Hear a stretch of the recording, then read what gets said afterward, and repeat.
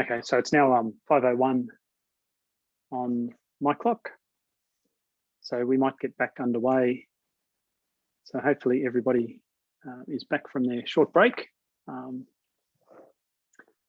Now the next section we're going to deal with is chapter 2 of the manual, and it's accounting and compliance. Now the accounting and compliance area is... Excuse me, Tim, will you just put the on thing full screen again? Oh, yes, sorry.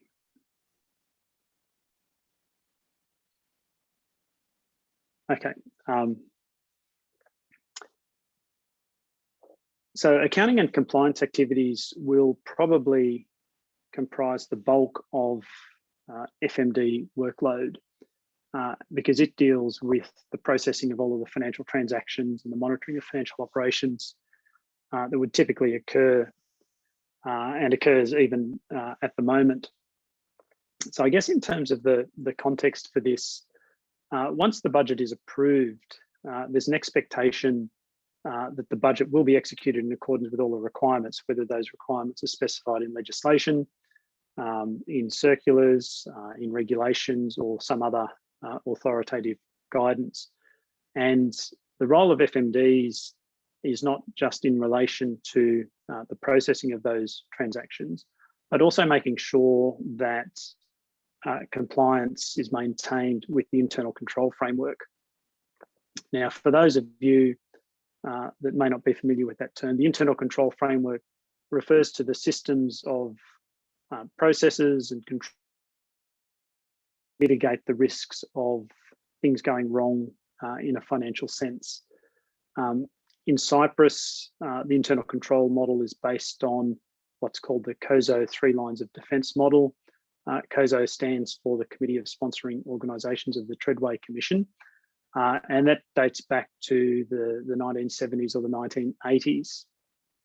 And it talks about 3 lines of defence. First line being sort of the key transactional controls that are executed by people in the line management functions.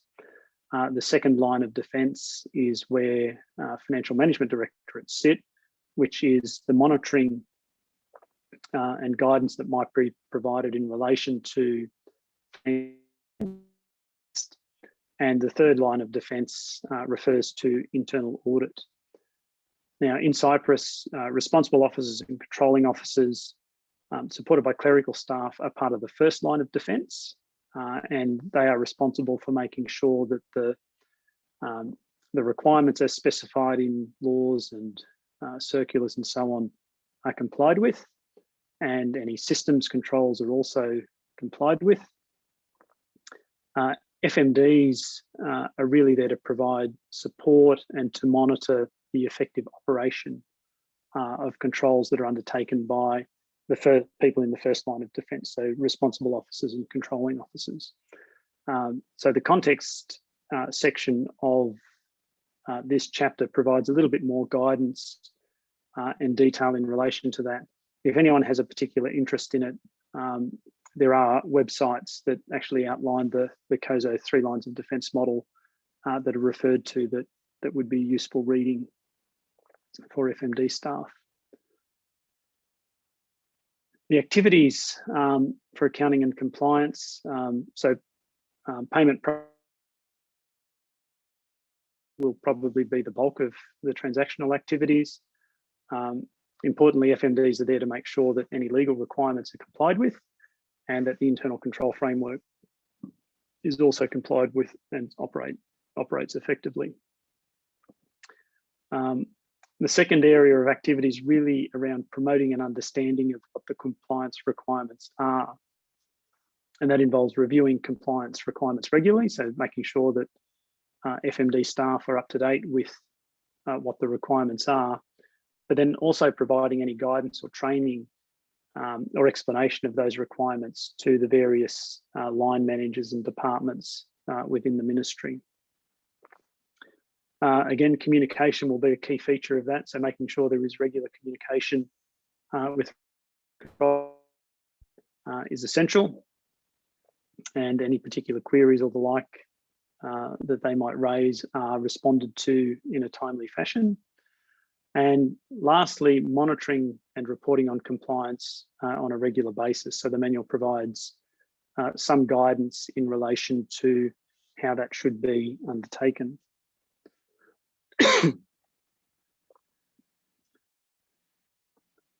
So in relation to payment processing and monitoring the collection of revenue, complying with legal requirements is sort of a fundamental expectation that sits beneath that particular activity. Now, the FMD manual does not detail the controls. Those controls are listed elsewhere, so they're either in circular within the financial management information system, they might be in circulars and so on. So FMD staff will need to be familiar with what those requirements are and the source of authority for those particular requirements. The FMD manual does not provide that source. It really just provides the high level activities for staff to follow in relation to maintaining that knowledge. Similarly with the internal control framework, it's really about FMD's understanding how the internal control framework operates, understanding the 3 lines of defence model, and providing support where necessary to responsible and controlling officers in their financial management responsibilities. Internal audit provides a particular sort of insight into those particular things. On occasions, FMDs may be involved in internal audits, and certainly taking account of any recommendations or findings that internal audit might find in relation to the control framework. It may require FMDs to take particular actions to address any issues that they might have identified.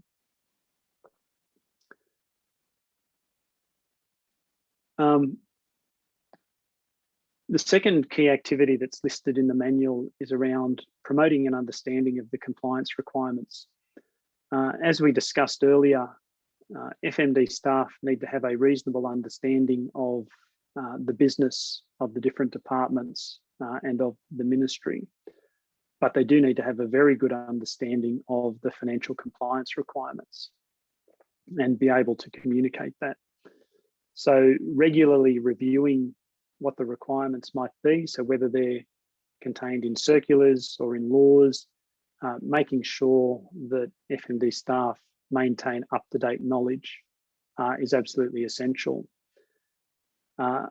Similarly, understanding how the financial management information system operates, and in particular the controls that are embedded within that system. It's important for FMD staff to understand what they are if they're to provide advice and guidance and to maintain compliance with those particular controls as we go forward. So having that knowledge is one thing. The other aspect that's important to non-FMD staff, so whether these are staff in departments, whether it's responsible officers or controlling officers, it's really being able to explain to them in non-technical terms what the particular requirements might be and how they can best meet their obligations in meeting those requirements.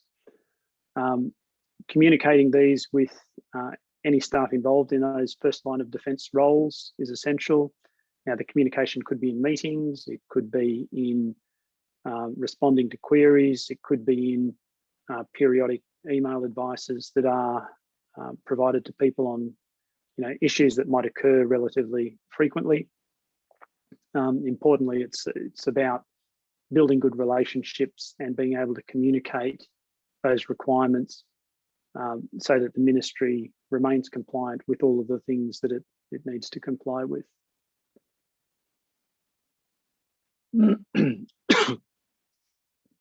So in relation to occur, it's important to have open lines of communication with responsible officers and controlling officers and any support staff they may have that work on financial management activities, meeting regularly with them and with other staff is important. It's not just about communicating the requirements outwards, also about understanding the issues and the challenges that those areas might have in meeting those requirements. And if they do have difficulty, it's developing ways that helps them deliver the activities they need to deliver whilst remaining compliant with the various laws and circulars and otherwise.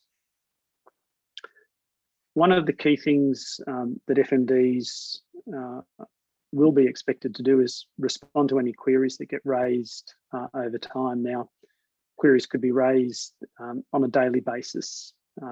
It depends on the ebb and flow of the work that might be occurring across the ministry and the different departments. Where those queries are raised, the manual really just provides some high-level guidance in relation to consulting with other areas in the FMD, if necessary, developing a response. If there's any uncertainty or it's a particularly complex issue, discussing it with the team leader or the director to make sure that the response that goes back actually facilitates resolution of that issue, rather than just provides a fairly blunt, doesn't provide any guidance on how to do it. The manual also provides a little bit of guidance just in terms of the timeliness of the response as well. So, you know, where queries are raised, they do need to be dealt with in a timely manner. If it's going to take some time to develop a response or to address the issue, certainly letting the area that's raised the query know that it might take some time is quite important, because then they can reset their expectations in terms of when they would expect a response. And again, providing some regular communication on compliance activities. So if there is a common query that comes in from multiple areas, it's about identifying what those common issues are and then preparing some guidance or notifications that can go out to staff that can provide a way of resolving that particular issue. It might be additional training is required, or it might simply be, you know, people are not processing things using the correct codes. But identifying common issues and then preparing guidance can actually help manage the workloads within FMD, because you do not have to respond to every single instance where that issue is raised. You can simply refer them to the standard response that might have been developed. In terms of monitoring and reporting on compliance, one of the common practices, I think, in public sectors that have a degree of maturity about them is regular monitoring of compliance and reporting on non-compliances. I think it's probably naive to think that there will be 100% compliance on everything all of the time. What's important is, particularly when you look at the first, second and third lines of defence, where there are non-compliances, periodically they are identified. An assessment is made as to why the non-compliance might have occurred and what remedial action might need to be taken to address it. So those types of activities need to occur on a regular basis. In the manual, we've suggested that annually those types of things might need to be looked at. It could be done more often, just depending on the volume and value of transactions that might be being processed. But importantly, it needs to be done, and then the results of the review need to then be communicated to the relevant people. And it's not just about identifying non-compliances, it's actually about improving compliance by helping people identify what went wrong, why it went wrong, and how it can be addressed in the future. We also suggest in there about having some quantitative information on particular things. So for example, because accounting and compliance is about processing a lot of transactions, having some metrics around how long it takes to edit or review and approve an invoice for payment, how many errors might be made and need to be corrected by journal processing and so on, can all help identify issues. And if there are particular challenges, you can determine a course of action that remediates that particular activity.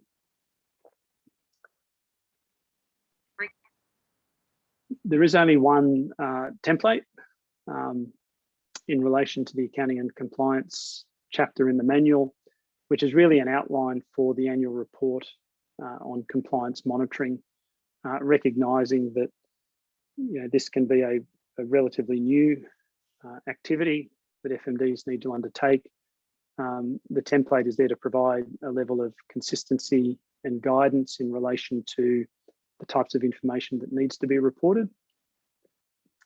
And it will really be up to FMDs to develop it further if they think, changes might be needed or additional information or less information might be required on a particular report. So that brings us to the end of the slides on accounting and compliance. If there are any questions or comments, I'm happy to take them now. There's already one question that's been put into the chat function. So again, it's about communication of the reforms to the various directorates of each line ministry. So I can give a perspective on this. I think others might be better equipped to talk about the specifics in relation to Cyprus and how it might deal with. I think with any reform, awareness is always one of the key challenges or key objectives with any change that's being implemented. And there are various models that exist that can be used as part of the change management process, but typically awareness is the first thing. So making sure that people are aware of the existence of FMDs, the purpose for which FMDs have been established, which is really around that building capability, assisting ministries comply with financial management requirements and so on. And, really building the relationships between those areas and FMDs. My experience has always been sort of personal contact is always very beneficial. Meeting with the heads of the different departments, and this might be something FMD directors need to do. Building relationships, being responsive to queries is really the key, I think, to getting the reforms known. Now, I think Andreas might have raised his hand.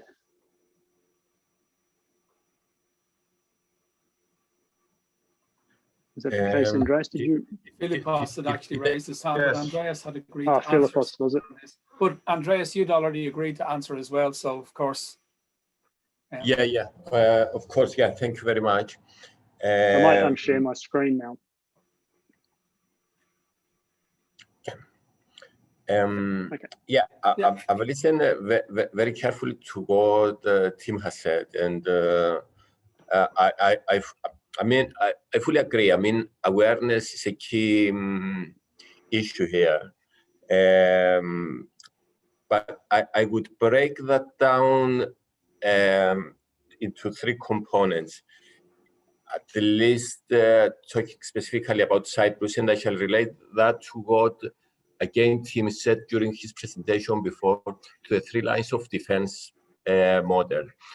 I have the knowledge, impression, to put it mildly, that ministries, controlling officers, responsible officers are not as fully aware of their responsibilities regarding financial management. And that was one of the reasons, actually, why we have requested the development of the manager's manual, so it can help us bridge that gap. So they can understand that they have certain responsibilities for financial management. This is the first aspect. The second aspect is to make them fully aware, the ministries, that FMDs are there and they are able to help them in their role as managers of an organization, indicate to them that sound financial management will help them achieve the goals of the ministries themselves.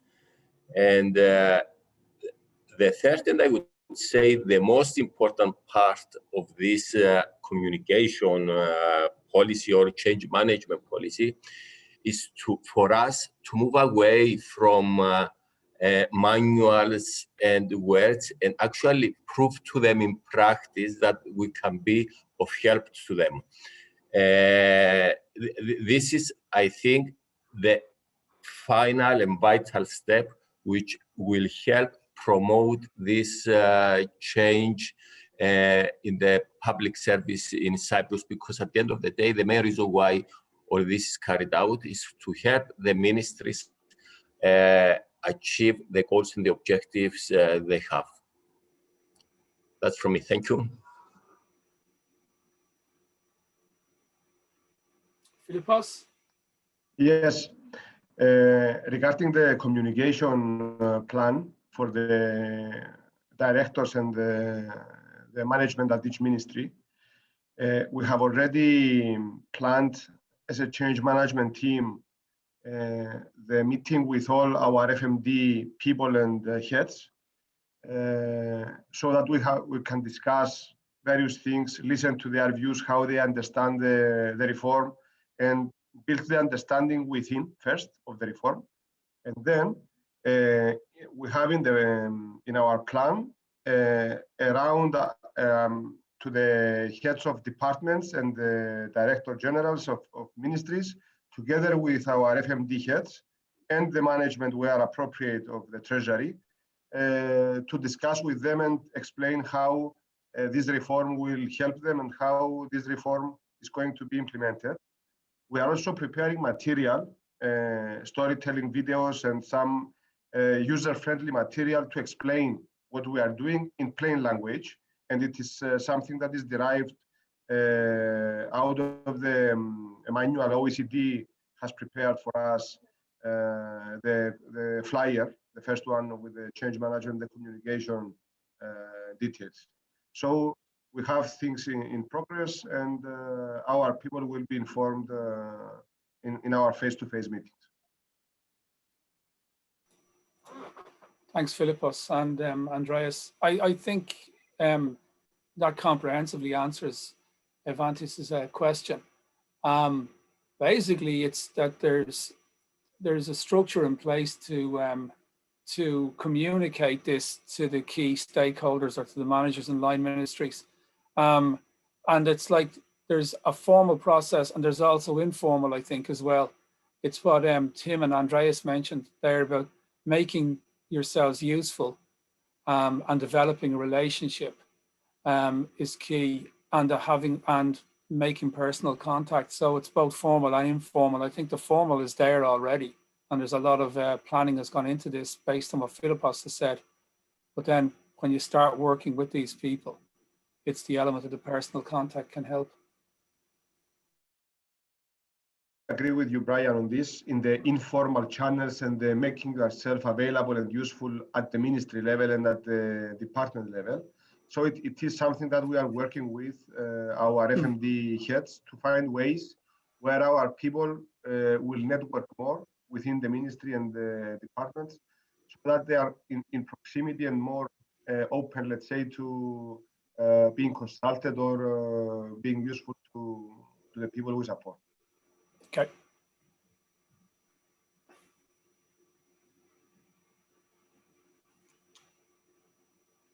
You didn't receive any questions, Tim, did you, directly? No, so there's no more in the chat. I think what Philippos and Andreas just said reminded me the other manual, and I guess it's part of the communication and the change management story as well, being directed at the line managers, if I call them that, and providing them some guidance on their responsibilities around financial management. And I think once they understand their responsibilities, FMDs are in a good position to be able to support them to meet those responsibilities. So it's really about bringing that whole list of activities together so that financial management improves as per the objectives.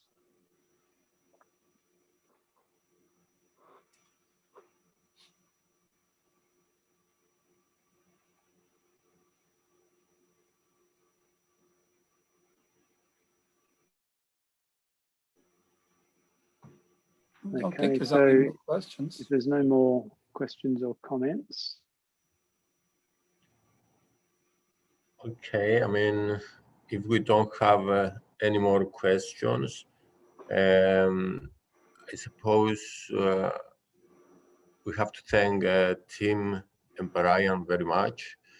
And I shall pass the floor over to Brian for his closing remarks for this session. And we're looking forward of having a similar seminar next week. I can see the conference office camera is open. I don't know if Rhea is still with us. And Spiro, Rhea? Spiros is there. You're on mute. Spiro, Spiros. you are on mute.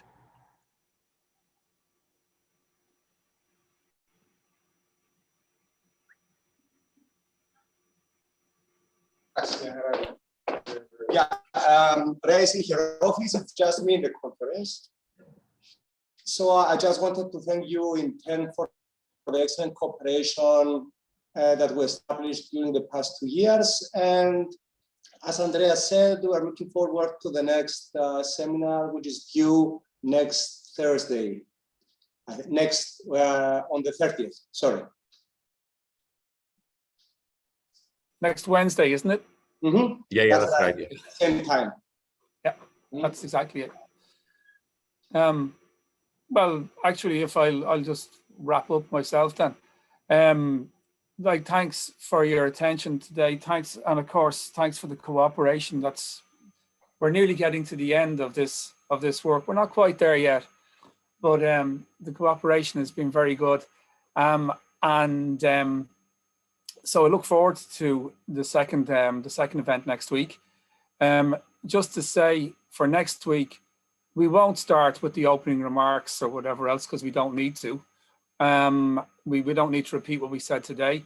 But we can put aside, if people have any questions relating from today, which occurs to them during the week, they should feel very welcome to put those questions at the start next week, so we can review, so we can go over anything that people aren't clear about, or they feel they need questions answered on before we start on the second part next week. So we can use a few minutes at the start that way. And if people don't have questions, fine, we just head straight into it. Okay. But I think that's really all from me today. And unless Tim wants to say anything. No, I just say thank you all for your participation, and just reiterate what Brian said. If there's any questions that occur to people during the week, we can spend some time early next week addressing those before we start on the procedures and systems and the financial reporting components of the manual. Okay, and one thing also I should say, thank you very much to Deborah Meron, who's been helping me set this up, because I'm slightly technically challenged at times, and I relied heavily on Deborah. So I'm very grateful to her for her help. Thank you. No, it's been excellent. Yeah, the organization has been excellent. Thank you very much. Yeah, and it's a very good suggestion. And I would encourage the colleagues, I mean, if they have any questions, now we have the opportunity of having Tim with us from the other end of the world to utilize this opportunity, use his experiences. So any questions which can be answered, please. Again, I encourage the colleagues to put them forward so we can address them. And thank you very much and goodbye from me. Okay. Okay, thanks everybody. Okay, Bye. cheers. Thank you. Bye.